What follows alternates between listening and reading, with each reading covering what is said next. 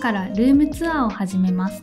我が家は北海道にある 3LDK の間取りのお家に家族4人で住んでいます。北欧やアンティーク、和モダンなどのミックススタイルで、ブルーとグリーンを基調としたお家です。お部屋作りは限られた空間の中で工夫するのが楽しくて、いつも楽しく模様替えや DIY をしています。よければ最後まで見ていただけると嬉しいです。